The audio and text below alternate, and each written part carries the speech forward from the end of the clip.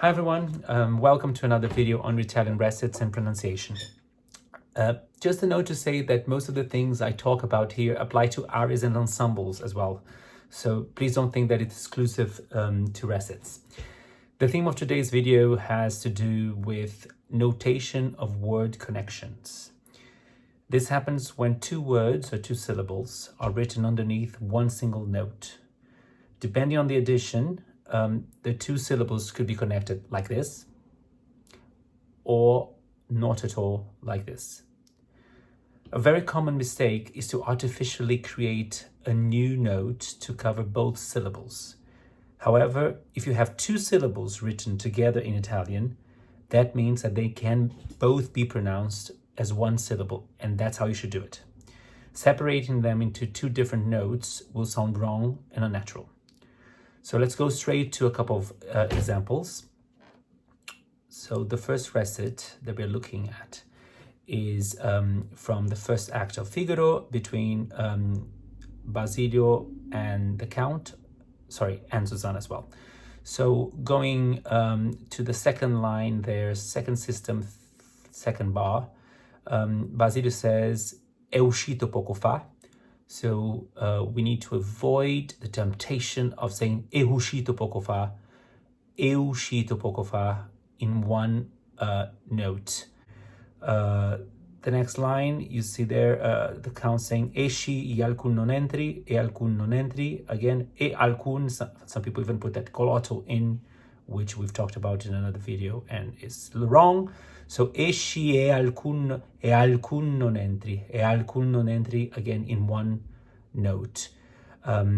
Later you can see da madama e sarà. So we say da madama e sarà. That's what people sometimes do.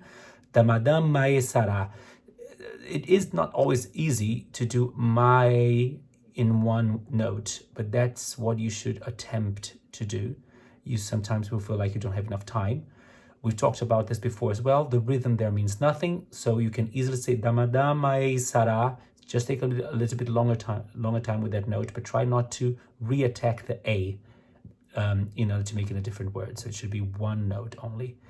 Vado a cercarlo.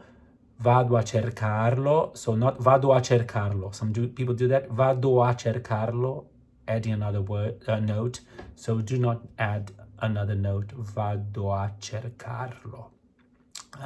Another example. Now looking at a recit from the second act of Figaro, the Countess is saying here, stravaganze udite, not stravaganze udite. Stravaganze udite, again, that's what some people do. Be careful. Se udite should be in one word, in one syllable. And a bit later there, ma perché causa mai da me stessa ei non venne. Again, da me stessa ei non venne. Another example, careful not to do da me stessa ei, not to add a note for sa. This sounds like a very small detail, but it can easily be heard, and it does make a big difference. So please watch out for that. Now, one last example, looking back a couple of centuries. This is our own edition of Cavalli's Xerxes. You will see, like we did here, that often the text is just written out underneath the notes, not necessarily on the right place.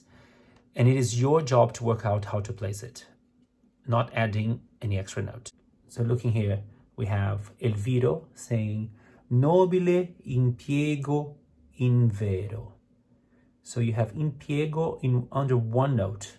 So what you need to do is nobile impiego in vero. Having the connection between the syllables does help, but as I said, you won't always have that, especially those of you singing Mozart recits using Bernhardt. They often do not have any connection, so you just have to work it out yourself. So be careful.